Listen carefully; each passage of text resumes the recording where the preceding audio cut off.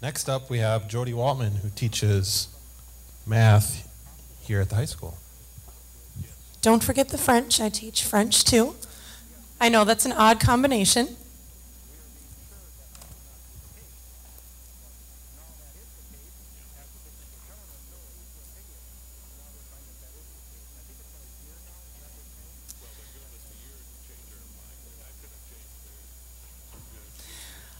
So good morning. As Mark said, I am Jody Waltman. I teach math and French here at the high school. And I have always kind of been a gadget nerd. So I was pretty excited when I had found out that we were getting iPads. But as much as I thought it was going to be fun to have one to use, and I had all sorts of exciting ideas about how I would enjoy using it, I didn't know really what the classroom was going to look like. And so when I had initially gotten the email, telling us what was going on today and asking if we wanted to be a part of it, I thought, I don't think I'm really doing anything super fantastic in my classroom that other people aren't doing. I don't think I've come up with a really interesting project that no one else has done. But what I do think I've done is really successfully integrated the iPad into my daily classroom routine. And so I thought I could maybe provide for you today something that I really wanted last year at this time, but that no one could provide to me. And that was just a peek inside just a normal day in a classroom that uses the iPad extensively. You've heard a couple of people today talk about Moodle. I use Moodle as well. This is what my students see on their iPad screen when they come into class and log into Moodle. It looks a little bit different on the student side of things than it does on the teacher side. And you can see my dancing Snoopy. Isn't he happy? So there's the welcome, and students navigate to the current day's materials. Trial and error. So if you are using Moodle, here's a helpful hint for you, or if you use it in the future. I can have the title of the lesson on the board, and still students will say, Mrs. Waltman, which lesson are we supposed to download? So I have found it helpful to have the title of the lesson and the date on the board, then the title of the lesson or the section and the date labeled in Moodle. It makes it more work now that I'm on going through French 1 again for second semester. I now have to go back and change the dates on everything, so it's an extra step for me, but it solves at least part of that problem of kids not knowing what they need to get each day.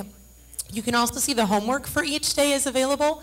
Lots of kids like to download that right away at the beginning of class, and the answers are there as well.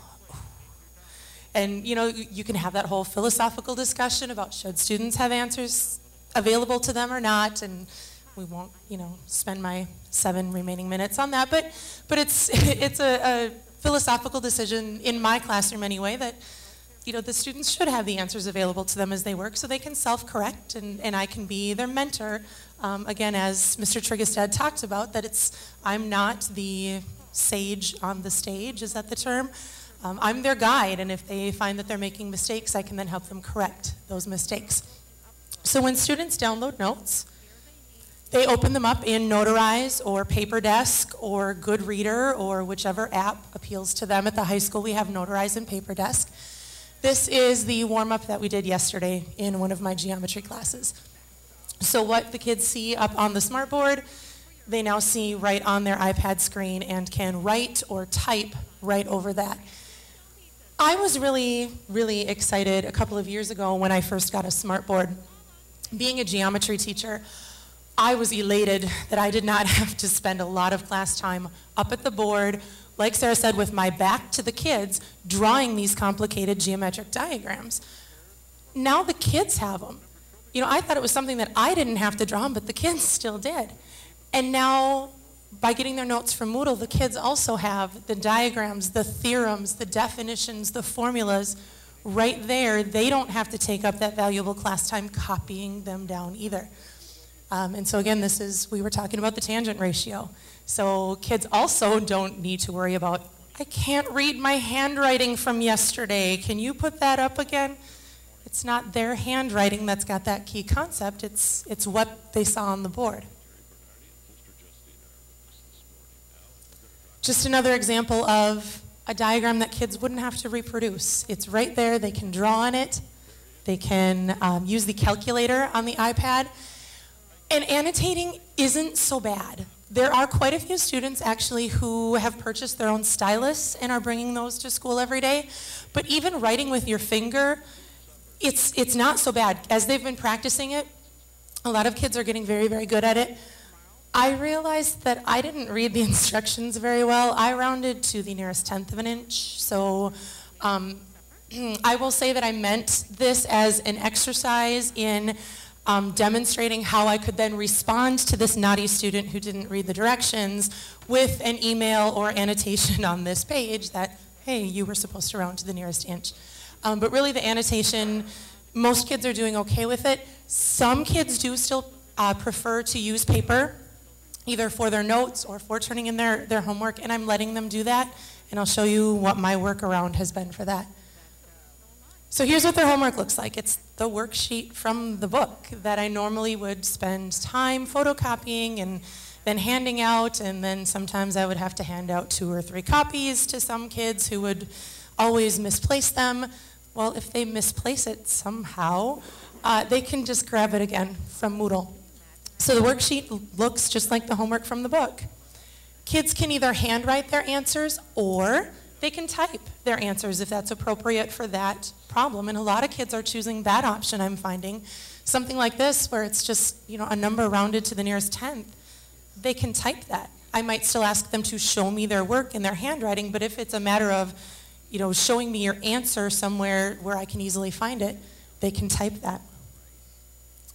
And if they choose to do their homework on paper, I have them take a picture of it and email it to me.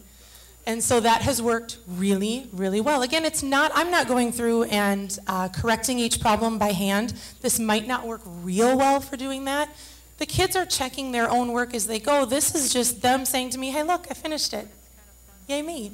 And so this is a confirmation that they finished the assignment, and it works really, really well for that purpose. So either way, then, I'm getting emails from kids. That's the method that I've chosen to use. I tried Google Docs. Didn't work real well for me. There were some glitches with Notarize.